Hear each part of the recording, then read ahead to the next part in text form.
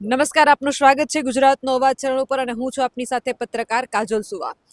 રાત્રિના લગભગ 2 વાગવાનો આસપાસનો સમય થવા આવ્યો છે અને જેતપરમાં બેઠી છું ઉપવાસ છાવણીએ. આજે શાંતિ છે એટલા માટે, કારણ કે 20 દિવસની લડત પછી ખેડૂતો આજે શાંતિની નીંદર સૂતા છે.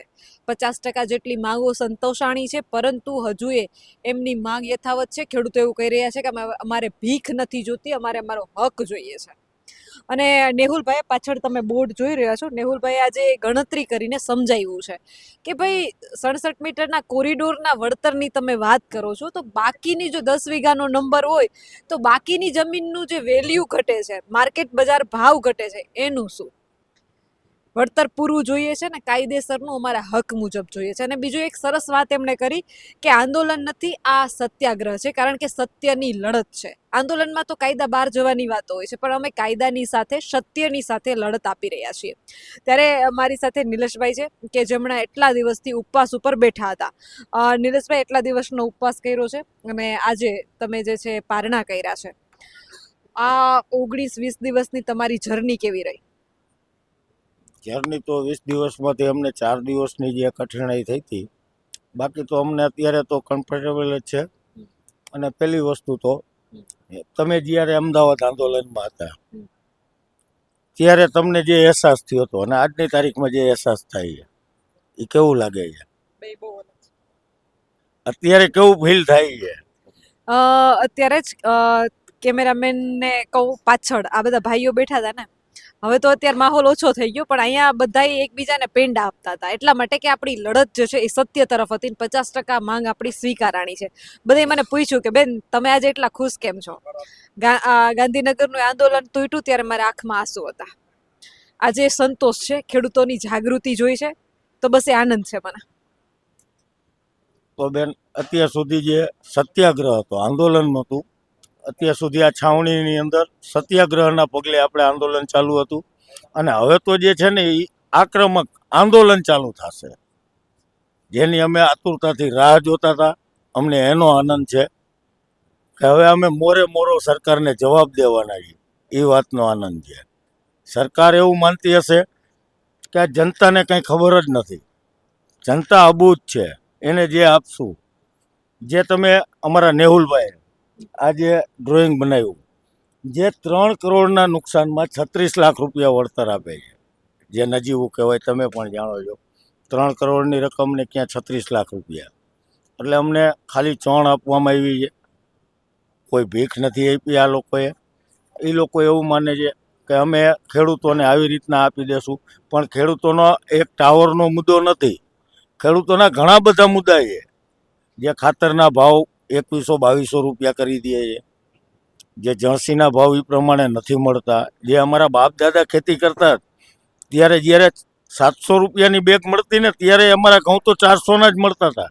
અને અત્યારે જે 2200ની બેગ લઈ તોય 400 રૂપિયાના જ મણ ઘઉં જાય છે. એટલે અમારે કશું આમાં લેવાનું નથી. જે જગતનો તાત કહે છે, જગતનું પેટ ભરવા માટે થઈને ખેતી કરીએ છીએ. અમારા દીકરાને કંઈ કોઈ કંઈ કરોડપતિ નથી થઈ ગયા. જોઈએ હવે સરકાર શું કરે છે. હજી અમારી જે કમિટી જે છે, કમિટી જે ચર્ચા વિચારણા કરે અને જે ડિસિઝન મળશે, આખા ગુજરાતની અંદરથી દરેક ગામના જેટલા સરપંચો છે એમના સરપંચોના અભિપ્રાય લઈ અને આગળનું ત્રીજું પાર્ટ આપણું કયા પ્રકારનું ચાલુ થશે એ હજી હું પણ નથી જાણતો. પણ હું એ ખાલી સરકારને કહેવા માગું છું કે જેવી રીતના મહાભારતની અંદર કૃષ્ણ ભગવાન શાંતિ ઈચ્છતા હતા, એવી જ રીતના ખેડૂતો પણ શાંતિ જ ઈચ્છતા હતા. અત્યાર સુધી 19 દિવસ સુધી શાંતિના રસ્તા ઉપર આ ખેડૂતો ચાલ્યા છે. પણ જેવી રીતના મહાભારતની અંદર છેલ્લા સ્ટેપે પછી યુદ્ધનું એલાન થયું હતું કુરુક્ષેત્રના મેદાનની અંદર, એવી રીતના જેતપુરના આજે અમારા સરદાર ચોકની અંદરથી મહાભારતનું એલાન આજે અત્યારે થઈ ચૂક્યું છે. હવે કયા પ્રકારની રણનીતિ થશે, કયા પ્રકારનું યુદ્ધ થશે અને ક્યાં સુધી આ પહોંચશે એ અમને પણ કલ્પના નથી કે આ ક્યાં સુધી અમારું યુદ્ધ જશે.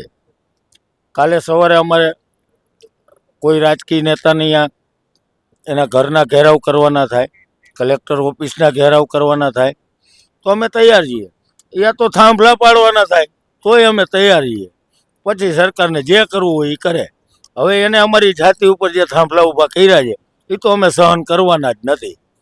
અત્યાર સુધી શાંતિથી મનાવતા હતા કે સરકાર છે, આપણા જ પ્રતિનિધિઓ છે, કંઈક આપણા વિશે સમજશે, આપણી કંઈક લાગણી એનામાં હશે તો એ આપણા વિશે કંઈક સારું વિચારતા હશે. અત્યાર સુધી ભાજપની સરકાર એમ કહે છે કે ખેડૂતો માટે સંવેદનશીલ છે, સંવેદનશીલ. એની સંવેદનશીલતા કેટલી છે એ હવે અમે જોવા માગીએ છીએ. ટૂંકમાં પાર્ટ 3 તમે કીધું મોરે મોરો આપવો છે, તો પણ આ હશે કેવો? થોડીક ઝલક તો અમને કહો, કેમ કે બધાયને બહુ આતુરતા છે. પાર્ટ 3 કેવો હશે? શું હશે પાર્ટ 3 માં?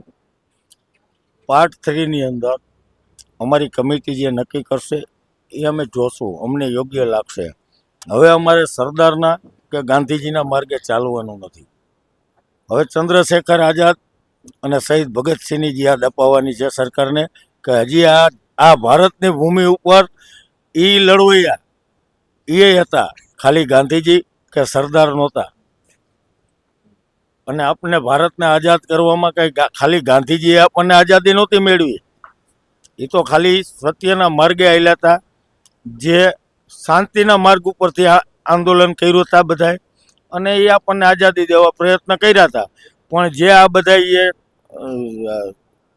બધા આપણા ક્રાંતિવીરો જેને કહેવાય, એ ક્રાંતિવીરો કાંઈ એમનેમ ખપી નથી ગયા. આજની તારીખમાં આપણે ભારત દેશની અંદર ક્રાંતિવીરોને તો કોઈ યાદ જ નથી કરતું. મહાત્મા ગાંધીને જ યાદ કરે છે. ગાંધીએ આઝાદી અપાવી દીધી, ગાંધીજીએ એક જ આઝાદી અપાવી છે. આજે ક્રાંતિવીરો મફતમાં વયા ગયા છે.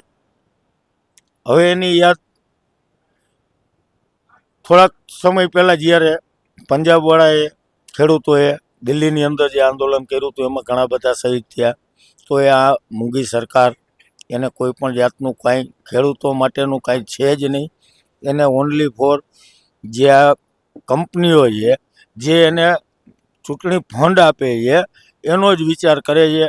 નાની પબ્લિક શું કરે છે, ખેડૂતોનું શું છે, કે કોઈ નાના વર્ગ જે મજૂરી કરીને રોજીરોટી કમાતા હોય એના પ્રત્યેનો કોઈ આજ 30 વર્ષ સુધીમાં ક્યાંય પણ એને ઉલ્લેખ નથી કર્યો કે અમે આ નાના સમાજનું, અમે આ સરકાર કાંઈ પણ એનું ધ્યાન આપી છે.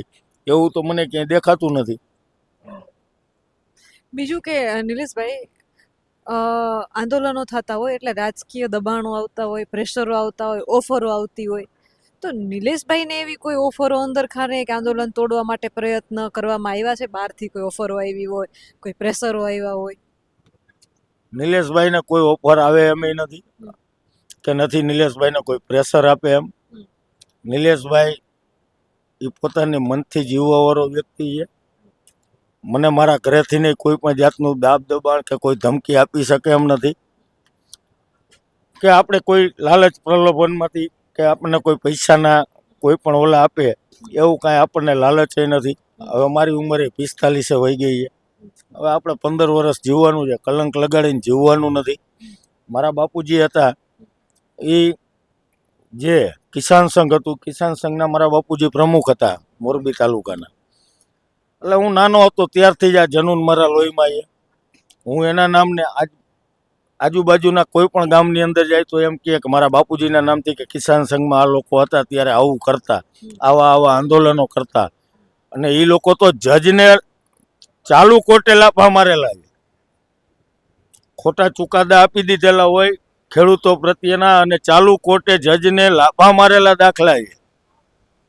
એટલે અમે તો હજી અહીંયા પહોંચ્યા નથી, પણ અમારા બાપાથી અમારે કંઈક થોડુંક આગળ જવું છે એવું સપનું તો છે જ. બાકી થાંભલો તો બેન આજે નહીં રહે અને કાંડે નહીં રહે. કમિટીને જે નક્કી કરવું હોય કરે, કમિટીને આંદોલન જે દિશામાં લઈ જવું હોય એ દિશામાં લઈ જાય. અને હું ઓપન ચેલેન્જ મારું, કોઈ આવે ન આવે, તમ તારે મારું જે કરવું હોય, પોલીસ તંત્રને પકડવો હોય તો છૂટ. હું કહું છું કે થાંભલો પડશે તેથી સમજી લેવાનું કે આ લીસોટો નિલેશ અઘારાનો જ છે. બીજું કે એટલા દિવસના આંદોલન પછી તમારા બધાના ચહેરા ઉપર થાક નથી, હિંમત છે. એનું કારણ શું છે? હિંમત છે ખાલી જે આ ખેડૂતોના 20 દિવસ, 19 થી 20 દિવસના જે પ્રયત્નો છે એનાથી થોડીક તો સરકાર ઝૂકી, એ વાતનું અમને જનૂન છે. અને હજી અમે એને ઝુકાવીને જ રહેશું. એટલું નથી જોઈતું, પણ અમે ઝુકાવી દેશું એકવાર, કે એને મજબૂર કરશું કે ના ભૂતો ના ભવિષ્ય.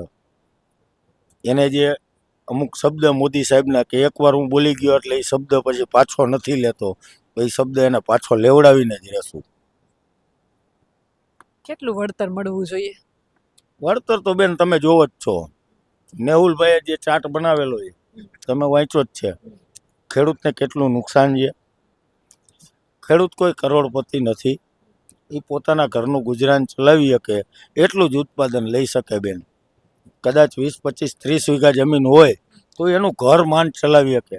બાકી જે એના છોકરાઓ કમાતા થાય અને બહારની ઇન્કમ ઘરમાંથી આવે અને એ સાઈડ આવક બને તો એ 2 પૈસા વધારી શકે, તો એને જે ખર્ચા જ્યારે સામાજિક ખર્ચા જે આવે એમાં લૂંટાઈ જાય. એનાથી કાંઈ કરોડપતિ તો થતો નથી ને, એ તમે જાણો છો. તમે ખેડૂતની આ જ અવતાર લીધો છે, બરાબર. છોકરાઓ ભણતા હોય આ તે હોય ત્યાં સુધી તો એને કરજ જ હોય છે. કાંઈક કમાતા થાય છોકરાઓ તો એને થોડુંક એવું લાગે કે ઘરની અંદર 2 પૈસા જો છોકરાઓ કમાઈને લઈ આવે તો એના પૈસામાંથી ઘર ચાલે, અને ખેતીના પૈસા જે આવે એમાંથી 2 પૈસા બચે તો 10 વર્ષે 15 વર્ષે જ્યારે એ છોકરાઓના ખર્ચા થાય, એને આગળ ભણાવવાના થાય, એના મેરેજના થાય, આ તે થાય, તો એ ખર્ચા માન એ બિચારો ખેડૂત કરી શકે છે. એના માટે આ મંડળીઓને લોન ભરીને ખેડૂતનો દીકરો, અત્યારે 80% ખેડૂત એવો હશે કે જેને કરજો એટલો હશે. તમે 7-12ની અંદર એના બોજા તો જોવો કેટલા છે. જો એવો ખેડૂત સમૃદ્ધ હોય તો એને આ લોનું લેવાની જરૂર શું છે?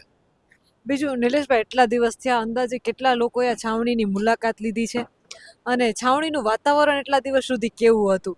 રાત્રિનો માહોલ કેવો હતો? કેમ કે દિવસના તો ચાલો બધા લોકો મળવા આવતા હોય, રાતનો સમય કેવો હતો? પછી ભૂખ્યા પેટે રાત્રિ કેમ જતી? બેન અમને તો એવું લાગતું કે અમે જે ઉપવાસમાં બેઠા હતા, દિવસના તો અમારો ટાઈમ ન જતો, પણ રાત્રે જે પબ્લિક ભેગું થતું એનાથી અમારા શરીર રિચાર્જ થતા હતા.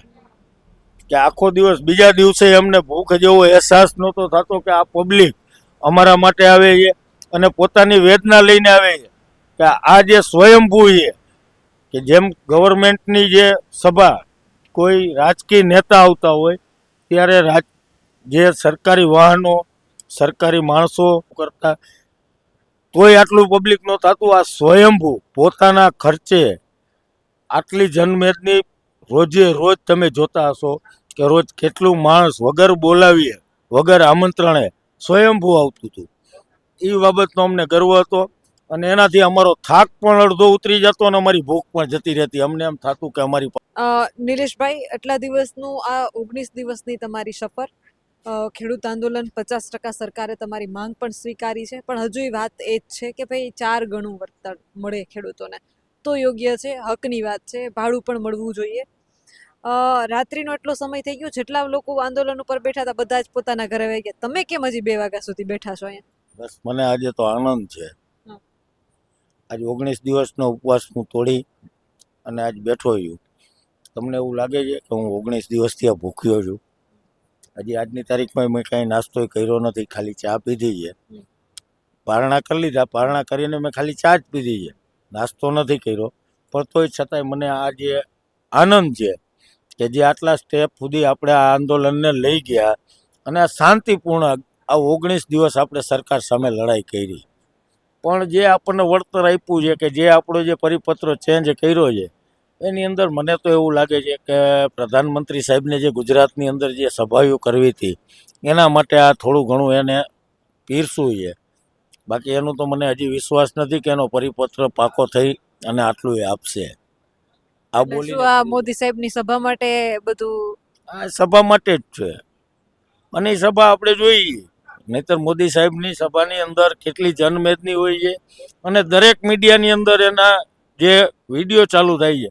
આ એને 2 સભા જે સાણંદમાં અને ભુજમાં જે કચ્છમાં જે સભા કરી એનું કોઈ ટીવી મીડિયામાં આવ્યું જ નથી. સભા ફ્લોપ ગઈ છે.